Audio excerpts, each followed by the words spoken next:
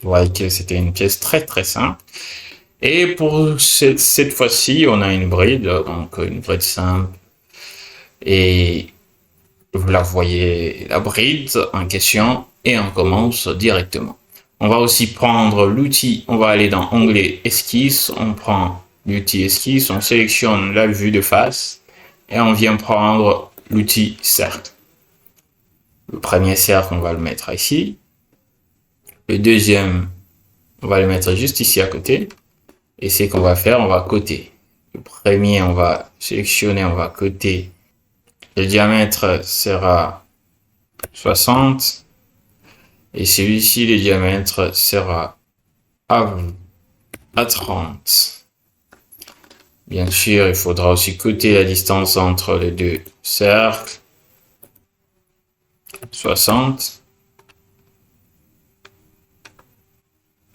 Et là, c'est bon.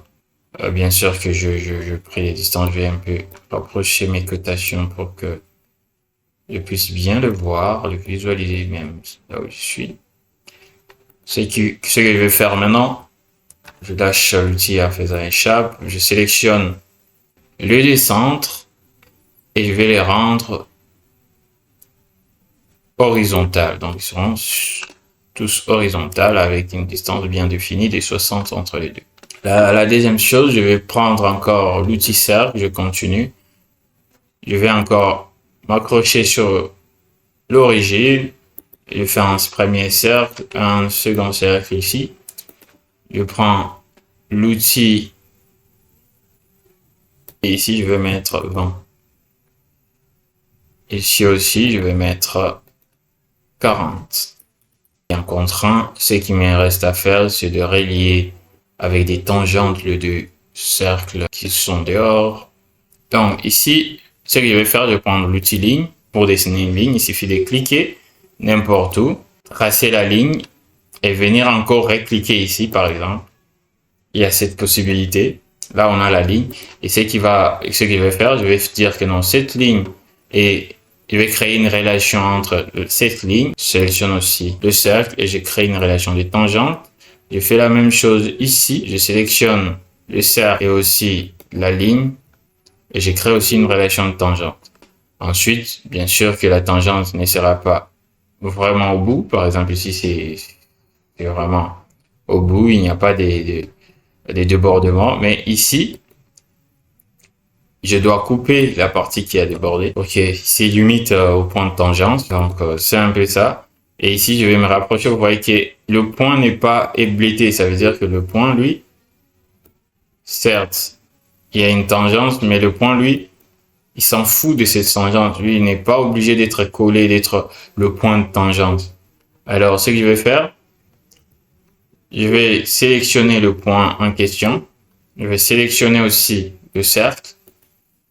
Et je vais dire que non, ça doit coïncider. Et là, directement, ce point qui est l'extrémité de la ligne devient le point des tangentes entre la ligne, le point des tangentes de cette ligne sur ce cercle. Ça, c'est une manière de faire. Mais pour bien faire les choses, il faut être un peu avec des astuces un peu plus professionnelles, si vous voulez. Je vais prendre cette fois-ci l'outil ligne. Je vais pas faire pour tracer l'autre tangente de l'autre côté. Je vais pas faire la même chose. Vous pouvez soit faire la symétrie à partir de ça, ou à partir de 2 points, la symétrie. Mais c'est pas aussi ce que je vais faire, c'est perdre du temps pour rien. Je vais prendre l'outil ligne et voici l'astuce. Donc, je prends l'outil ligne, je me rapproche du cercle où je vais faire la tangente. Cette fois-ci, je vais pas cliquer, lâcher. Je vais cliquer, je vais maintenir le clic droit quand je vais faire. Donc, pour créer, je clique, je maintiens. Et vous voyez, la ligne que je viens de tracer reste tangente au cercle. Donc, là, c'est déjà fait. Je vais me rapprocher de l'autre cercle sans pour autant lâcher. Et là, vous voyez directement, il me montre le symbole de tangence et aussi de coïncidence. Là, je suis sûr que il est à la fois tangent et il va se limiter sur la circonférence du cercle. Ben, étant satisfait, alors je peux lâcher et vous voyez directement, j'ai une ligne qui est à la fois tangent au des cercles sans pour autant faire beaucoup de tralala. On a déjà fait la moitié de notre pièce, mais il faut dupliquer de l'autre côté. Et surtout qu'il y a des parties qu'on n'a pas besoin. Donc, il faut aussi ajuster. Par exemple, l'intérieur du cercle aussi, on n'en a pas besoin. De la même manière, même côté ci aussi. Mais d'abord, avant d'ajuster, parce qu'on va ajuster une fois pour toutes, on va d'abord faire miroir de l'autre côté. Pour cela, je vais prendre une ligne de construction pour avoir l'axe l'axe de miroir. Je vais valider et je vais faire sélectionner les entités. Je n'oublie pas de faire CTRL pour sélectionner l'autre ligne. Je vais prendre l'outil symétrie. Je vais sélectionner ici, je vais venir cliquer ici pour sélectionner l'axe des symétries et directement j'ai les éléments. Il faut savoir que je pouvais ne pas sélectionner avant les éléments, les entités, venir sélectionner après avoir pris l'outil.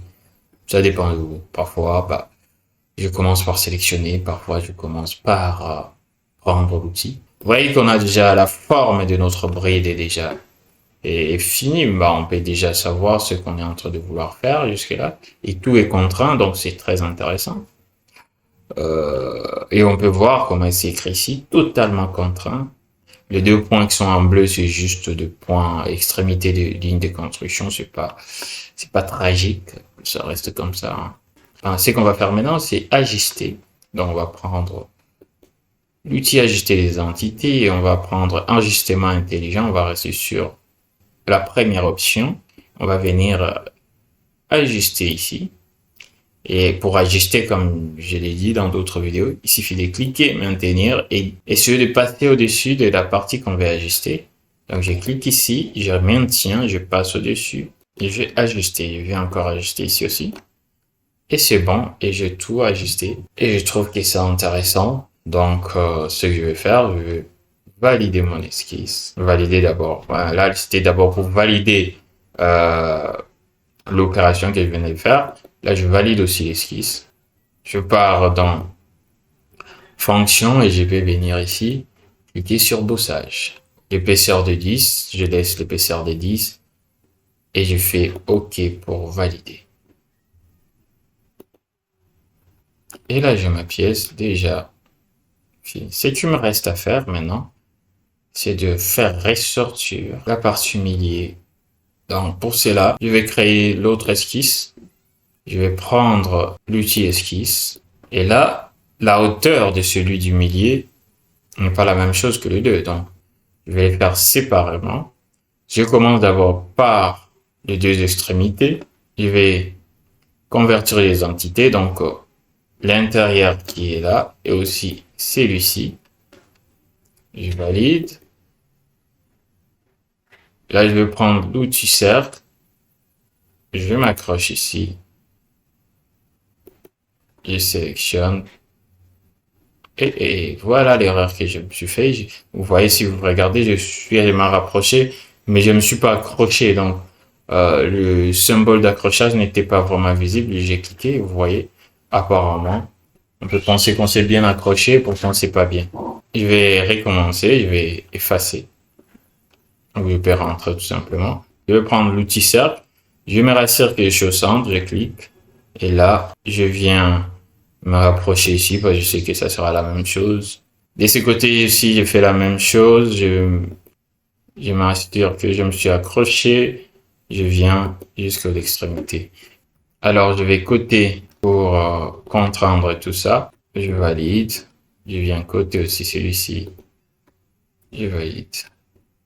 Et là, comme c'est fini, je peux fermer l'esquisse et faire encore l'extrusion.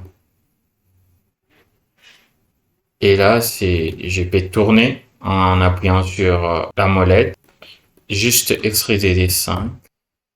Et là, c'est bon. Je vais faire l'autre esquisse.